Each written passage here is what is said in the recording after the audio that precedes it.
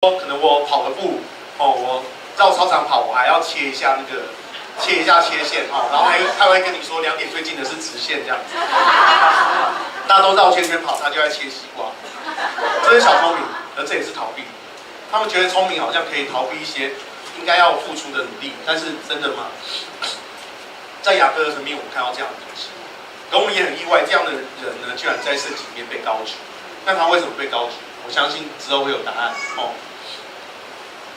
那我们来看，创世纪第32章22到32节这一段呢，我先讲一下他大概的背景。那个时候，就是到了最后，雅各都已经知道他哥哥派了400人要来迎接他，那也知道他呢，也知道，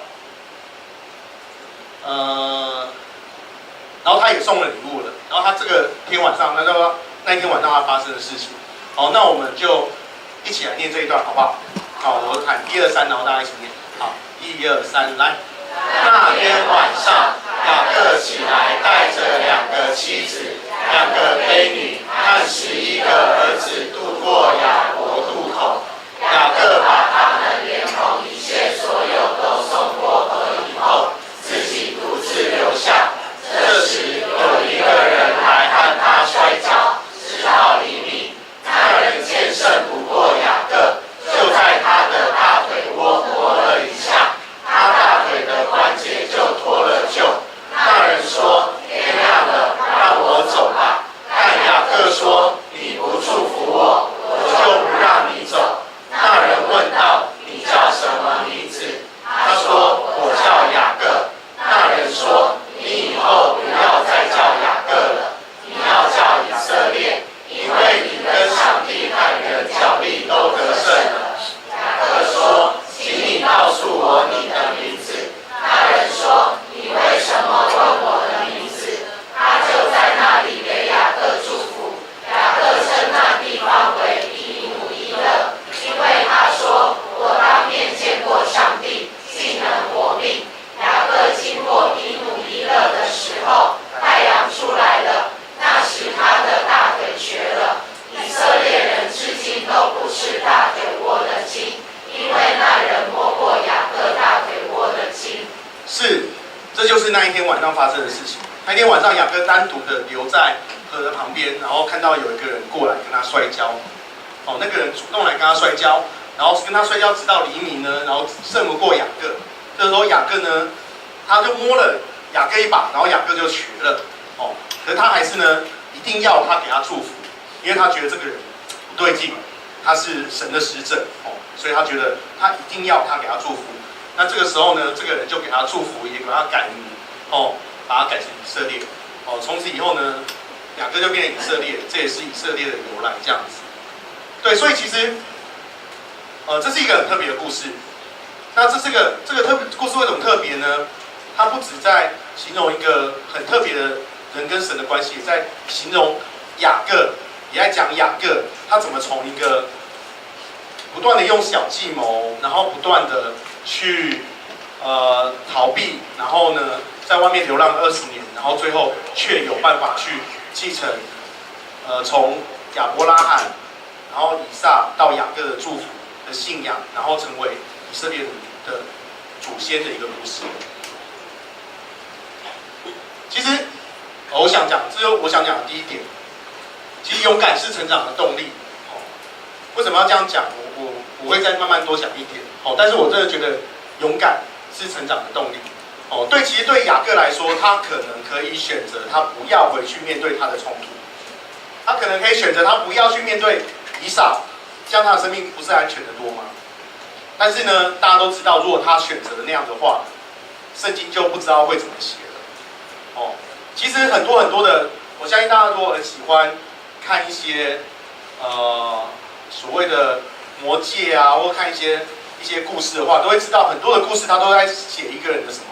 他都在写一个人人生中的任务和追求。可是，在任务和追求中间，最重要是什么？最重要是他的选择。他选择面对了他该面对的，故事才能写下去。就像这里，其实他可能之前想逃避以扫，可能他想要逃避拉班，但是老实说，对他来说，他真的没有办法一辈子都在逃避这样的事情。他也看到了他的计谋种种每都导致了他跟家人的冲突，然后以至于关系的破灭。如果他再继续逃避下去，他的人生永远都会有很多的缺陷，很多的一些破口在那里，这是他没有办法逃避的。就像我们的人生一样，其实往往我们的个性是我们最没有办法逃避的事情。我们很多时候我们都会想要，比如说可能对我来说，我以前也有很多的逃避，那在课业上一些逃避，然后可能因为一些逃避，所以我也曾换过学校念，和大翔的哥哥一样，我也换过学校念，那换过了，然后有比较好吗？其实真正念了之后，发现也没有比较好啊，因为为什么？个性还是那个样子，我没有办法一直都逃避我自己的个性，除非我真的去面对和改变它。其实雅各在人生的几个阶段都通过小聪明去逃避或得到自己想要的东西，但是如果他真的要承受神的应许，仍需要雅各回头去面对他一开始所逃避的，无论是难解的生命课题或是个性。如果他逃避了，他就没有办法去承受神的应许之地，因为神对他们的祝福就在那一块地上面，他必须要回去。也就是说，他必须要选择去面对他一开始所去造成的生命的冲突。他必须要去面对他的真正的个性，而且从里面学到他的功课，不然他就没有办法真的去看到神的祝福。这是雅各的功课，这是雅各需要学习的勇敢。所以其实我想跳过这一段，因为大家都没看过，对不对？好，我们很快讲一下好了。月薪娇妻呢，我不知道大家会不会想说，为什么这个故事在讲这个？其实呢，我个人觉得，其实它里面的人都在逃避，但是其实他们也都学到一件事情，就是你需要去面对你自己生命的最深的地方，你才有办法去承受自己的所追寻的幸福。不过大家都没看过，我们就跳过。好，所以呢，继续中二下去，辩证式跟我们讲，不能逃啊。好，辩证式是谁？就是《新世纪福音战士》的男主角。这个是所有中二的开端。如果没有不知道他的，无论是老朋友或者小朋友，都请回去追剧。新世纪福音战士也好 ，Ava， 但是它是限制级的，请不要随便碰触。好，其实我也想去分享一些例子，就是回到那个勇敢是成长的动力，我想去分享一些例子。那最想分享的其实是我的小孩。那为什么呢？因为其实我觉得小孩真的很特别，你在小孩身上可以看到他们的成长，那你也会知道他们的成长不是长高，不是长胖，不是会讲话然后跟你说不要，而是他们的生命会学习到勇敢这个功课。那为什么呢？其实有两个部分，一个部分是因为我最近小孩子需要吸鼻涕这样子，那其实他很抗拒吸鼻涕，因为吸鼻涕我们会有一个大相机，然后它是一个帮浦。它会有嘟嘟嘟嘟嘟嘟嘟嘟的声音，然后我们就会把一根管子吸到他的鼻子里面，要开始吸他的鼻子。但他以前都会极力抗拒，然后我们需要一个人架住他，然后把他头架住这样子，然后另外一个人用那样，然后他就会疯狂的哭，然后摆头，然后说不要不要不要，然后整个过程都很痛苦。所以那一块那个机器我们买2000多，但是其实用的机会很少这样子。但是他最近不一样了，最近我们开始在跟他讨论，他很抗拒，我们跟他讨论说，可是你要吸鼻涕你才会好。然后我们说你勇不勇敢？他说好哇，勇敢。然后他就愿意乖乖的让我们吸鼻涕。然后我们当然在过程中也不断的去安慰他，不断的去跟他说你很勇敢，然后你可以吸。然后他就真的就不怕，他就真的，我觉得那个过程真的让我觉得很感动。那个感动不是说我知道他不怕这件事情，他怕不怕？他怕，但他已经开始可以去面对说，他为了他觉得对他好的事情，他决定去面对他怕的这件事情，而且决定去面对吸鼻涕这件事情。那后来呢，我们又尝试了一次说，你要不要吸鼻涕？不要。你有没有勇敢？勇敢。那你要不要吸？好。我觉得这是一个人到底在什么时候开始学会这件事情？人到底在什么时候开始学会去经历和面对跨越自己所害怕的事情，然后可以去得到成长这个功课？我看他，我开始在思考，那我们的生命能不能那么简单的，就像小孩在成长一样，我们去简单的去面对我们所害怕的，然后在我们所爱的那些人旁边，我们可以得到一个确据，然后我们可以去经历所谓的成长。其实不止在这件事情上面，他有一次他抽血其实我都很怕。我小孩抽血的时候我都没爱看的，我都是别向别的地方，然后让别人抽这样。我小孩抽的时候别开了，他可能有尖端恐惧症。可是有一次我小孩也是啊，医生就跟他说不怕，我给你2张贴纸，然后继续哭3张好不好？好。就真的不哭了，就真的手定在那里，不会抽动，然后让别人抽血。哇！我真的觉得这是一个很 amazing 的事情。什么时候人会发展出那种自制力，然后可以去面对自己所恐惧的，而且得到成长作为他生命中的确据？我觉得这是神给人的一种很特别的恩赐。可是随着我们越来越理性，或随着我们越来越长大，这些东西有时候会不见。有时候我们真的，我们的想象力远超过我们的勇敢。我们把那个可怕的东西想象的太夸张的时候，我们开始不断的在逃避。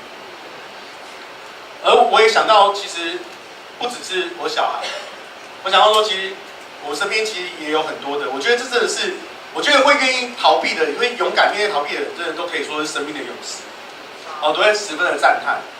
然后讲到最近，其实我觉得，最近天月来找我去聊那个营队的事情，然后我觉得，其实我也觉得很赞叹，因为其实对我们来说，我们其实虽然说我们不断在办营队，可是其实我们也不断的想要不一样。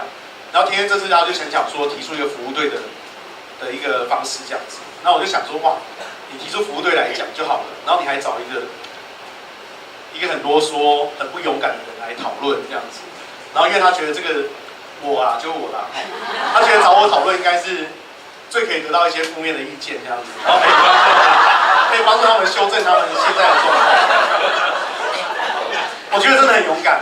可是我觉得那个勇敢不只是说他来找我啦，那个真的是小事。可是真正勇敢是，其实我看到他们整个 team 不断的想要跨越，尽管可能之前我们好像我们之前的方式也都可以啊，但他觉得不够。他想再尝试新的，他想要知道怎么样可以更让青少年可以去成长，可以去走出去，可以去建立自我。他跟我聊到很多之后的想法和他新的想法，我觉得听到我就觉得哇，真的是很棒。如果是我在那个位置的话，我真的不会有那么多的东西，因为我的想法那种不可能很难吧，很麻烦，他们真的会来吗？那种想法还是去某个地方很远哦。都不要跟别人讲是什么地方，要不然我怕很多青少年就逃避。可是我觉得他们真的是很厉害。然后我也想到另外一个人，因为我没有经过这个人的同意，所以我不想讲这个人的名字。但是我觉得有一个弟兄，他其实是人生的胜利组。其实有时候我们都觉得说，逃避其实应该是鲁蛇的特权吧，那个就是本鲁的特权因为自我价值低嘛。而其实在这个弟兄，我觉得在1-2年前，有时候跟他工作的时候，我都觉得跟他一起做事的时候，我就觉得说，很多时候问你一些想法和意见这都没有想法，然后说希望你来带领一个时间就有点畏畏缩缩的。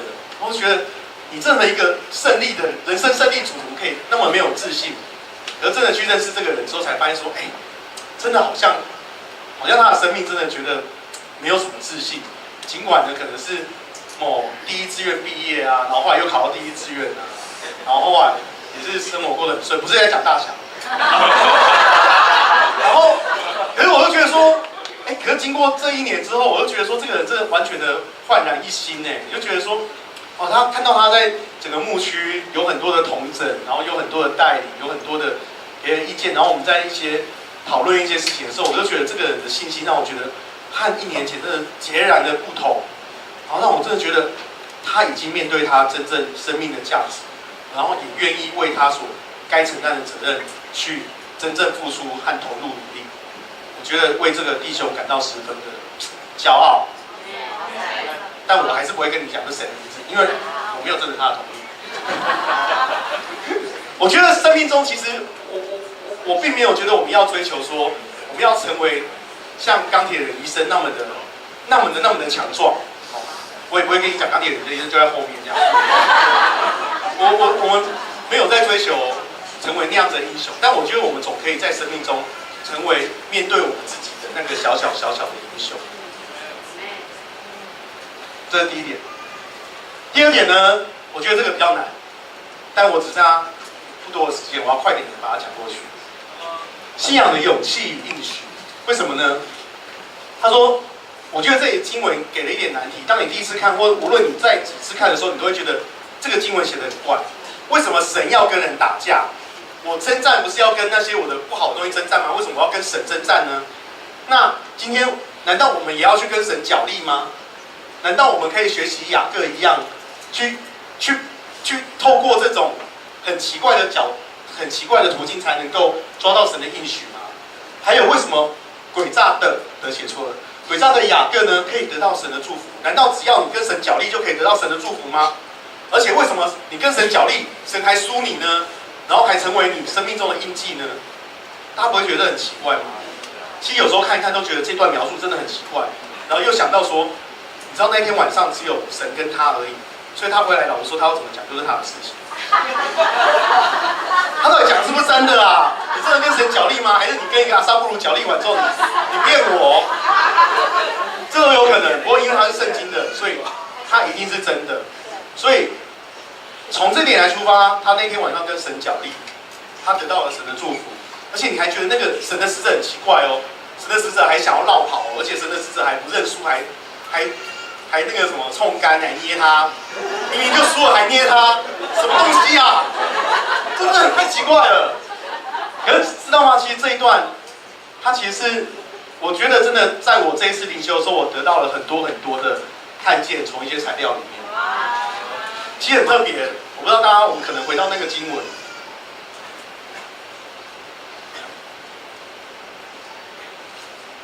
其实谁主动跟他摔跤？是雅各看到那个亚东挑战他，还是他那个人来挑战雅各？其实那个人主动来挑战雅各。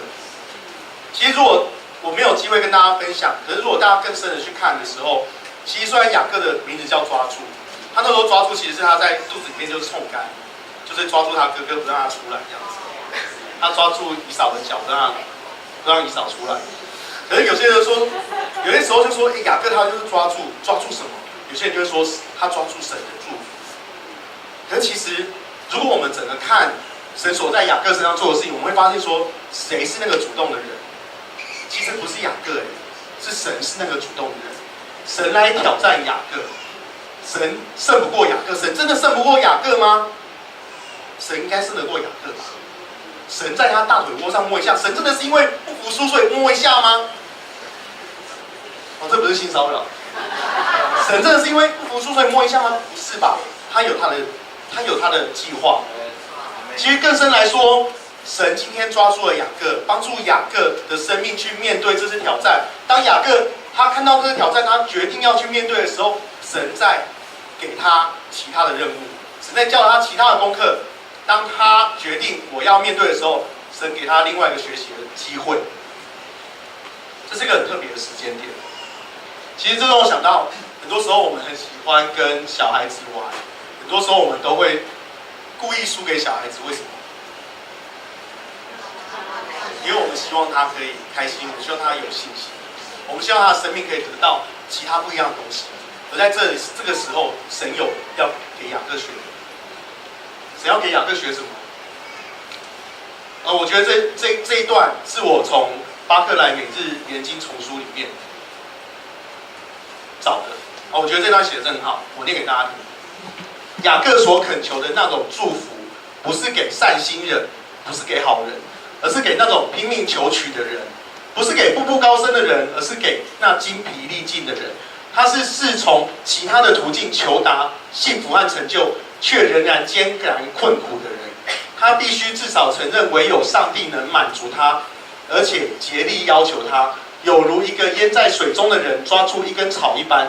他要承认上帝不应接纳他，却仍然不肯接受纵然由他来的否定为答案。他要像主耶稣在不肯罢休的寡妇的比喻一样，准备急敲天门，而且不住的急敲，直到开启为止。唯有这样的人，才能像雅各在比努勒的斗争一样，去与上帝挣扎。因为唯有这样的人，上帝才肯让他得到胜利，并且给他祝福。他知道他曾经作过战，而且会从战地带回上帝在他身上的创伤。只有这样的人能以仰望上帝而生活。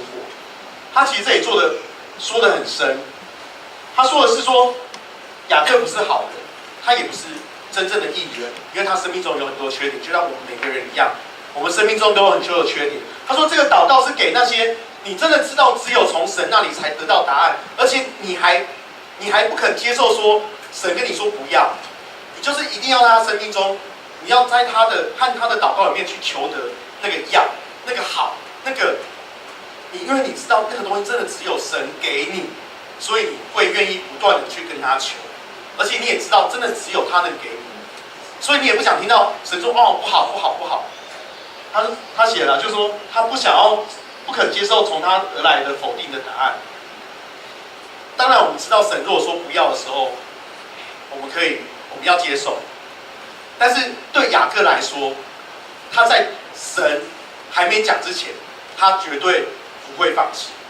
而就算真的神如果说不要了，他也会知道他努力过，而那他要接受神为他真正的答案。这是一句很美的话。其实还有另外一个书上的资料，他说，其实神不断的透过主动的给我们挑战，他也希望透过在让他输的过程中，可以去征服我们，可以去得到我们的心。如果我们放弃了，如果我们在过程中我们说我们好像不会赢，算了神，算了，我不要跟你求了，神反而会十分的沮丧对这件事情。因为他知道，看你的关系就到哪里。可是他说，神很希望不断的在跟人的信心去搏斗，他希望透过这样的过程中去建立人对他的信心。其实我觉得这是真的一段很美的一个去讲雅各的部分，也是一个去讲我们生命中真的在面对我们所真的不能够去面对的挑战和考验的那个部分的时候，我们会更清楚的知道怎么样去跟神求。今天我相信有一些人是基督徒，你们知道怎么跟神祷告；有些人可能你们第一次接触教会，你们不太知道怎么跟神祷告；有些人是 KK， 你们虽然从小都在祷告，但是你们却不太知道真正面对自己那些不知道的东西，面对自己的困难，你们要如何祷告？可是这都没关系，神不断的在抓住我们。在雅各的生命当中，我们看到神不断的去抓住我们，而且想要试图着透过我们的生命那些困苦、那些挑战，当我们说好，我们决定要面对，我们要依靠神的时候，他要给我们功课。那个功课是，只要我们这样祷告，我们一定会赢的功课。那个赢不是事情解决了，那个赢不是好像我们的生命一帆风顺了，那个赢是